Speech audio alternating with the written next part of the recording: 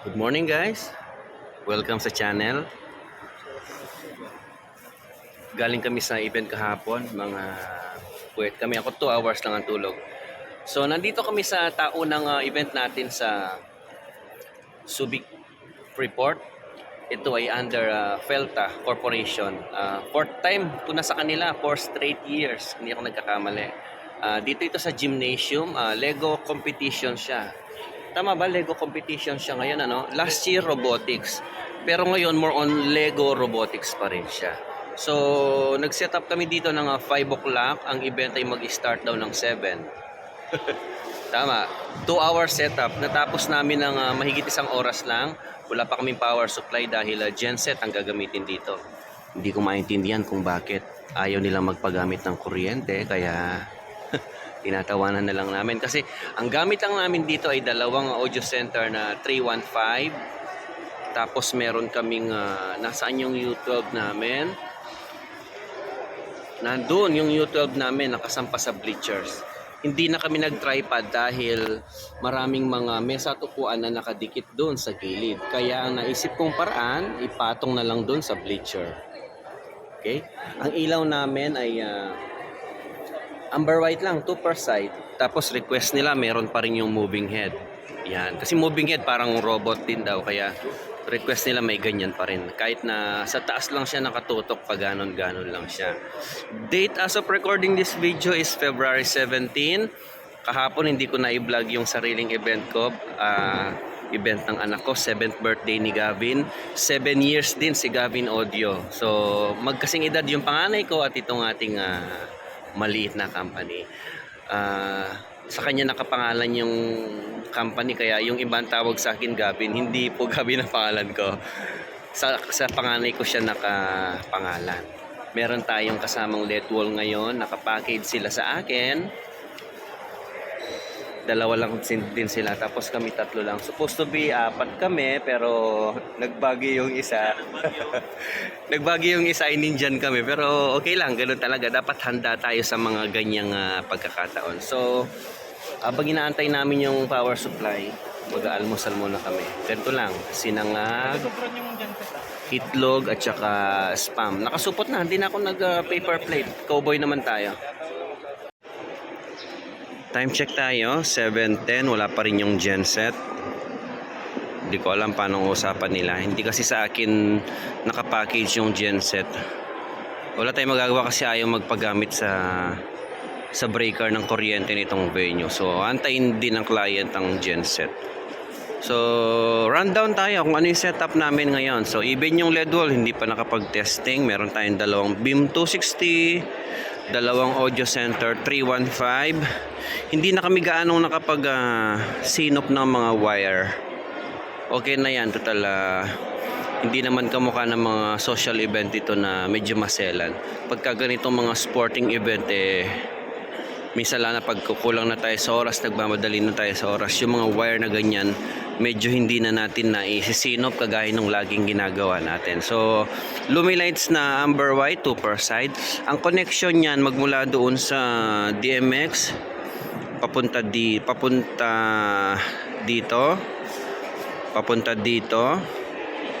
papunta doon. Since yung DMX dalawa yung output, doon sa kabilang output papunta doon sa isang ilaw natin. Okay? So yung power supply natin, nakitap ako kay LED wall. Si LED wall usually may ganitong ito DIY lang nila.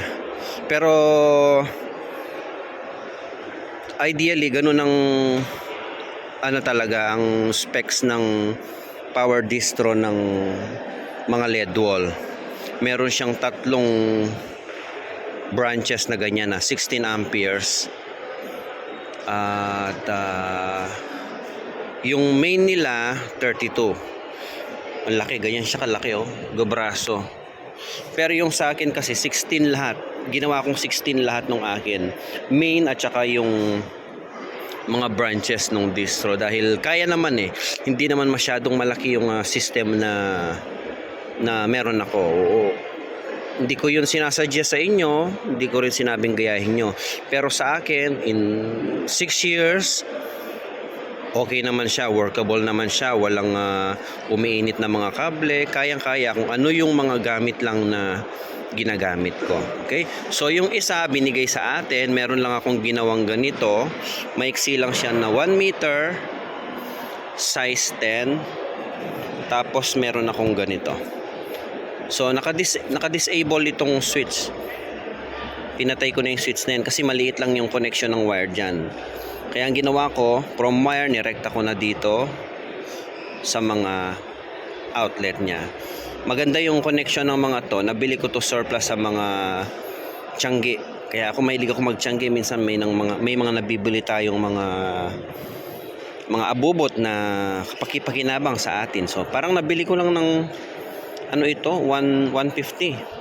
Meron siyang maliit na kable, pinutol ko, pinalitan ko ng royal cord, nilagyan ko ng kupo. So, yun, nagagamit ko siya pang ganito. So, dito yung papunta sa boot, dito yung mga gamit natin sa left side, yung speaker. Tapos, meron nga pala tayong tagalawang speaker dun sa dulo. May Beta 3 U12A tayo dun. Ilaw, ito, at saka yung beam, dito kumuha. Tapos dito sa boot, doon na rin kumuha yung speaker tsaka mga ilaw doon, maliban na lang doon sa beam. Dito sa kanan, nandito siya. Okay? So marami pang sobra. So sa ganitong setup, pwede na yung mga ganyan. Kaysa maglatag ako ng sarili kong royal cord, dagdag kalat, papunta doon sa likod, papunta sa genset. So, nakitap na lang ako dito. Kayang-kaya naman at saka mabait naman yung LED wall natin. Sa akin din nakapackage itong LED wall. Sila din yung madalas kong kinukuha. So, hopefully, next year sana magkaroon tayo ng sariling LED wall. Bago ito galing ng US ito.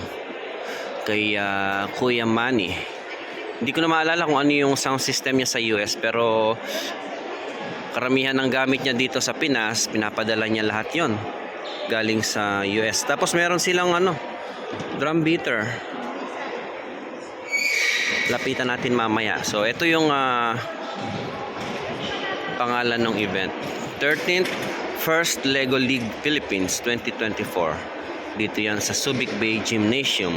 Subic ay located dito sa Olongapo City, Zambales. Ayan yung mga participating school. Ano yan? Nationwide yan.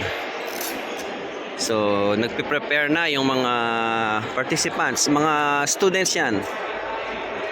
Ayun yung drum beaters nila. So, lapitan natin yung mga kung ano yung mga ginagawa nila.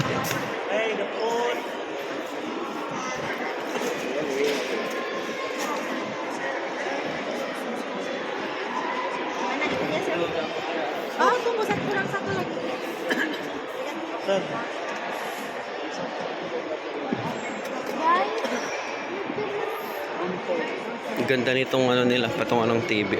Tubo lang siya. Isa kasi may mga naghahanap ng ganyan na pinaparentahan. Mas maganda kung 65 inches yung TV. Dati pinost ko yung ganito nila Nagpicture nga ako doon sa ganito nila dati, mas malaki, pero ito mas maliit ng konti. Oops. Careful, Aliyah. Be careful. Baka may mga kakilala kayo dito.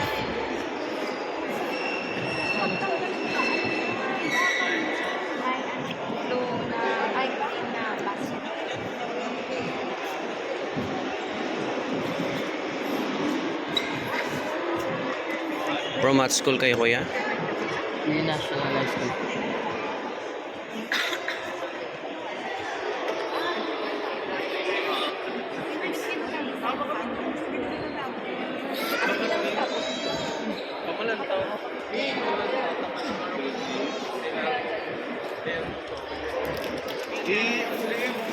Ang ganda nito.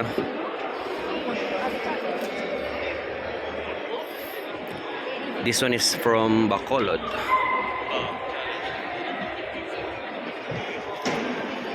Ang ganda, para siyang yung Minecraft.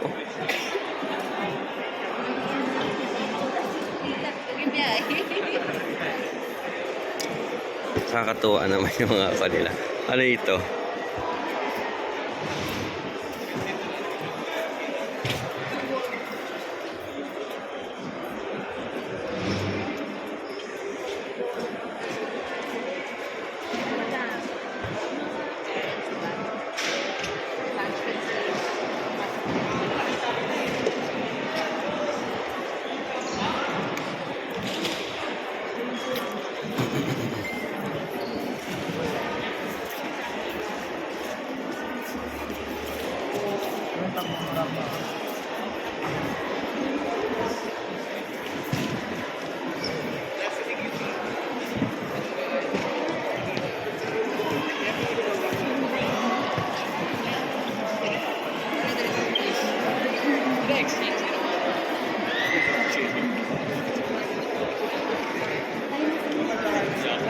Matibay nga.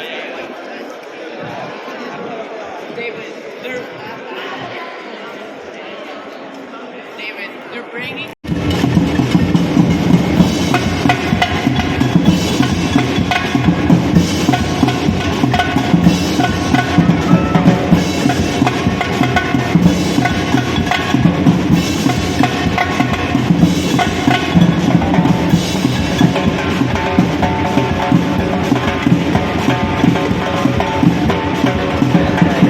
Anong pangalan niya? Patrick. Shoutout kay Patrick, isa nating masugid na viewer. Saan kayo? Quezon City. Mag-QC, taga-QC sila. Kaway ka na sa vlog. Nabanggit nga kanina ni...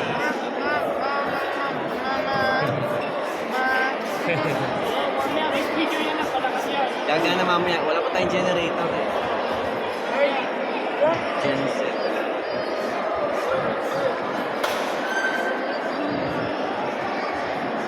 Sa LED wall ito. Yun sa wala pa tayong generator natin.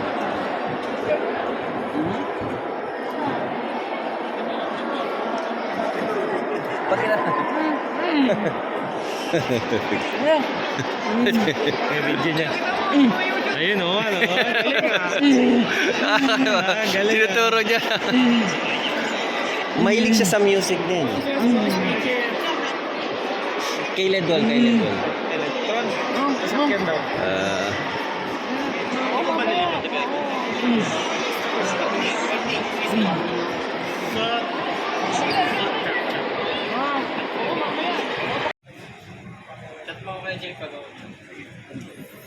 Dumating na yung genset finally. 7 kVA lang to. Itong project natin next year. Unahan natin yung boss nila. Dito kasi sa amin sa Zambales wala pa niyan. Sana makapag-loan.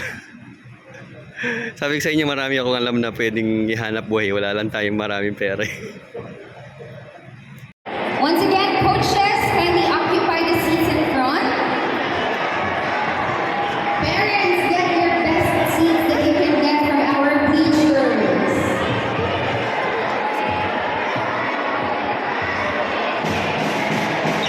Iniwan muna namin sila doon. Dito kami sa second set. So bali parang 3 set kami today. Yung dalawa, yun din yung event kanina. Hiwalay lang na venue yung awarding nila. So singit ko lang ito. Nung isang araw lang ibinok ito. Sound setup lang ito, tanghaling event. 2 to 3 hours program lang daw. Suki ko na ito eh. Ito yung kliyente na sobrang bilis mag-book. Tatanungin yung date available. Tapos pag nag-okay ako, okay kagad. Di na pag-uusapan yung presyo. Mag-aabot na lang ng bayad sa araw ng event. So sana ganun lahat ng customer. Setup lang kami. Dalawang Beta 3 U12A, Soundcraft at saka isang sub. Lagay na namin yung sub, total nakabungad din naman dito. All set na, bilis lang, parang 15 minutes lang naming sinetup. Nasa unang venue pala yung Beta 3, so audio center na 312 ito. Dalawa yan magkabila, tsaka isang sub. Ganun lang connection yan, wala na tayong EQ. Rekta na dito left and right. Auxiliary 1 yung subwoofer. So dito yung control ng sub. Pag ganyan naman, music lang yung mayroong sub. The rest nakapatay na yan. Computer, DJ to go to. Pwedeng wala ito pero mas madali ang palitan ng music kasi pag meron ito. Dalawang mic. Joson mount, Everest version 4. Yun lang. Hindi, ganun pa rin. Nakatali yung mga wire dyan dito. Nasa likod naman na kami. Okay na yan. Mabilis lang. 2-3 hours lang kami dito. Katatapos naming mag-set, nag-ibaan naman yung decor at sobrang lakas ng hangin. Shout out natin sa anong pangalan ng natin, supplier ng cake natin. Nasama pa tuloy sa vlog. Natapos na namin yung kiddie party namin kanina tanghali. Ongoing yung sa Subic Gym. Nandito na kami ngayon ni Michael sa boardwalk. Dito ginanap yung dating triathlon kung natatandaan nyo. So yung awarding mamaya nung Lego competition, dito gagawin. Yeah. So, yan ulit yung sesetapan namin. Ayun yung stage. Dito kami banda po pwesto. May tent kami. Nasa likod lang yung power box. Ito yung pinaka nakaka-excite na part. So, hindi na ako gagamit ng Royal Cord. Etong maiksing dugtungan na lang. Dito ko na rin po pwesto to sa loob. About 6 meter lang ang layo. So, sakto na sa mga extension. Kaya ito dito ko na rin itatago. Magtatap muna ako dyan. Merong ano dyan na 40 amperes. Tapos, 32 ito. Medyo makulimlim. Huwag naman sana. Nakahanda yung mga lona ko. Pagka outdoor, magandang panahon o hindi, yung mga lona nandiyan na kagad.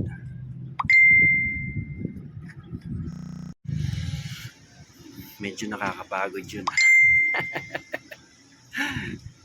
Nakapag-baklas na kami nung unang set doon sa Subic Gym kanina. Hinatid ko si Ilaw at saka yung ibang mga speaker doon sa outdoor sa may boardwalk kanina. Pagdating namin doon, pulasan kami nila G at Michael, kanya-kanyang kasan ng mga gamit kasi may mga tao na hindi kami agad nakapag-pull out ng gamit. Kasi ganito nangyari, medyo marami yung set sa boardwalk. So yung ibang mga gamit na isasalang doon, yun din yung gamit namin sa gymnasium kanina. Kaya nagpaganon-ganon ako. So ako yung pinaka-runner, yung dalawa nandun sa beach area, yung isang helper nasa gymnasium. Tulungan niya ako magkarga, ihatid ko doon, then balikan ko siya. So ngayon nandito na kami sa Uncle John ni Sensen, yung isang helper. Nahakot na namin lahat nung nasa gymnasium. Bili kami ng ulam, pambansang ulam ng mga suppliers dito is fried chicken ni Uncle John with matching extra rice at saka malamig na tubig.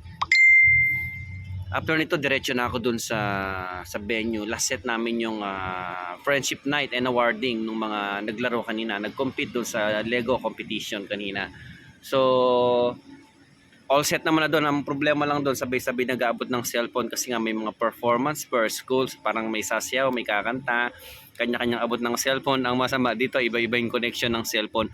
Bakit ba hindi na lang isa ang connection ng audio ng cellphone ng buong mundo? Kasi may Type-C, may Lightning, may 3.5mm. So medyo mahirap. Buti naman nagbukas yung ilaw at nakita niyo ako. So nandoon sa madilim, nakikita ko na yung beam 260 namin na gumaganon from here, about 1 kilometer ang layo. Nakikita ko na yung beam 260 ni Michael sa taas na naglalaro. 5 minutes na lang siguro darating ni pagkain. Babalik na kami doon sa lahat doon na kami. Last set na namin yon. Medyo nakakapagod kasi naka-plot na yung schedule namin. May game plan na kaming 4 kahit na 3 event kami in a day, sunod-sunod. Pag nag-absent yung isa, nagpalit kami ng tao since hindi gamay ang galawan namin. Sobrang nakaka-stress pero naman nairaraos naman namin. Makakaraos din kasi lilipas din ng araw. Yun nga lang talagang ang hirap. Sobrang nakaka-stress, nakakapagod pero pag uwi sa bahay, pahinga, tulog, kinabukasan, another day, laban ulit. Ganun. At least sulit ang pagod. Hindi ka guys sa iba na pagod ka nga, wala ka naman napapala. So, ganun ang kagandahan sa may sariling hanap buhay. Lahat ng pagod mo, bayad. Sa regular employment, yes, may bayad ng OT, pero may limit kung hanggang saan lang. Dito, mentras sipag-sipag ka, mas malaki yung sales. Ganun ang difference ng being self-employed or being in a business versus employment, no? Again, hindi masama ang pagiging empleyado pero huwag hanap buhay.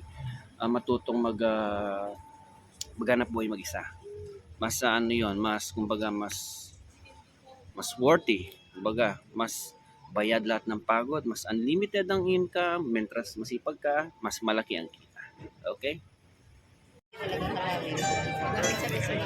So, ito yung set namin sa outdoor boardwalk. Ito rin yung sa huling vlog natin, yung sa triathlon, na doon yung word na Subic Bay, medyo natatakpan lang. So, ngayon dito lahat ang gamit natin sa stage. Ang plano ko sana is i-stack ko na lang kasi medyo masama ang panahon kanina. Dalawang Beta 3 na sub, SA315 then SA312 magkapatong sana.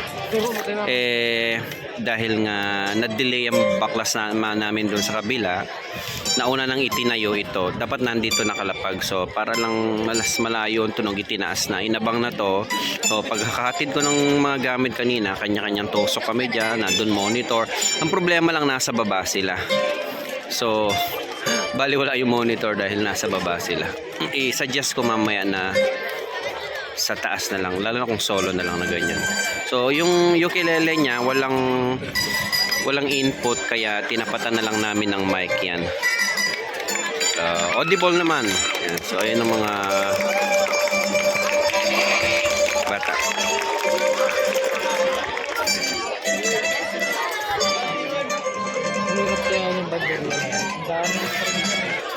Beam 260 ang gamit namin, DJ Star Beam 260.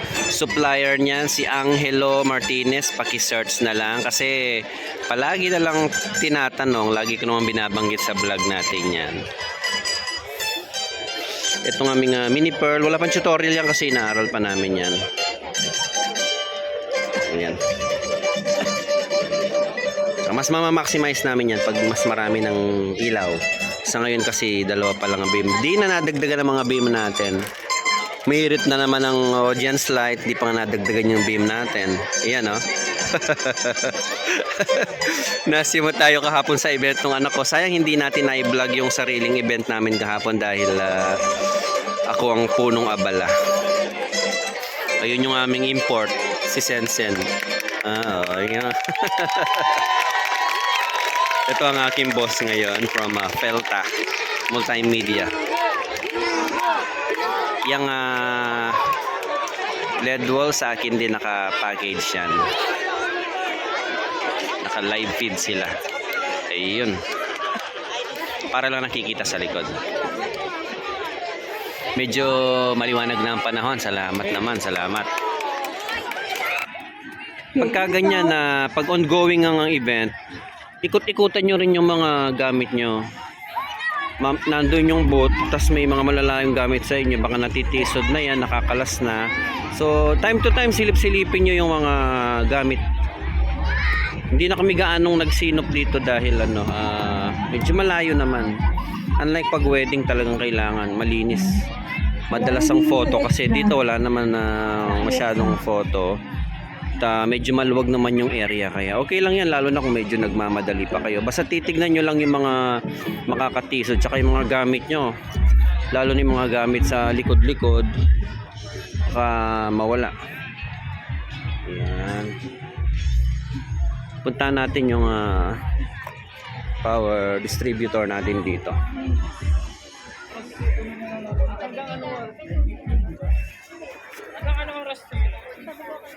Yan, tulad niya, no, may naki-charge dito mismo sa power distribution box. Tapos medyo nagalaw ito. Nakalimutan ko lang isinara to dahil nag-tap din dito si dito si LED wall. Sila huling nag-tap dito kaya hindi ko na isara. So far okay naman. Yun yung sinasabi ko na laging babantayan, sisilip-silipin yung mga gamit. Ba?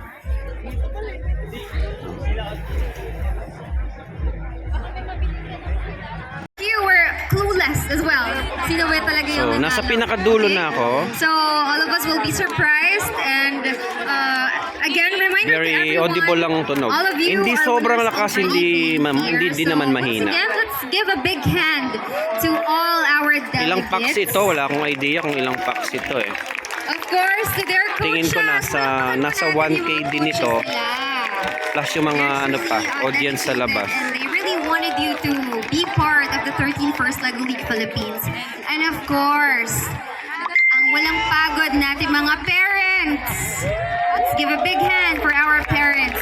for being Maliwanag kasi very yung supportive, LED wall eh, kaya hindi gaano for being malinaw na here yung mukha with ng you, tao. for standing up Color white yung display almost kasi all nila day kaya. just to witness you Ganyan. So, perform please bear with your me. robots, your research. At saka, And siyempre your ang budget cheer pa rin. for Kahit each naman and gusto every nating one. set So, upan ng sobrang once laki again, let's nito, give a round of applause kung to ganyan lang ang every one of budget, us so here tonight. titimbangin din natin. Basta pasok sa requirement ng client, go lang. Walang kanyon. Yung iba kasi mamaya sasabihin na ang liit ng setup. So, tatanungin mo muna, magkano ba yung budget, di ba? Ano ba ang requirement? Ano ba yung gagawin lang nila dito? Maraming factor. So, yun. Ligpitan na guys. Pagka ganyan, pwede kayong patay na ng music. Kung pakiramdaman nyo yung audience. Kung mas gusto nila nagpipicture, hayaan nyo lang sila magpicture dyan. Baklas kayo ng sounds paunti-unti. Huwag nyong bibiglayin. Meron kasing iba na biglang patay ang sounds, patay ang ilaw. So, huwag nyong bibiglayin, dahan-dahan lang yung hindi nila mararamdaman. Tapos, kung nasa venue kayo na may mga built-in na sound, sabihin nyo sa maintenance nila na buksan na yung music nila para hindi naman dead air. Okay, so pagka ganyan, kahit maiwan na yung power LED muna, i-manual nyo lang para pati yung controller mailigpit nyo na. So, nagliligpit na yung mga tropa. Uunahin nila yung mga kable na ginamit sa acoustic kanina, yung beam pwedeng kalasin na, mga sub, mga speaker, then mga wire pwedeng i-roll yun na paunti-unti. Okay, so salamat sa pagsama nyo sa akin sa event na ito at magkita-kita muli tayo sa mga susunod na event. Shout out uli doon sa ating subscriber na dumayo pa mula sa Quezon City, sumama dito sa event nila para ma-meet daw ako. Nakakatuwa talagang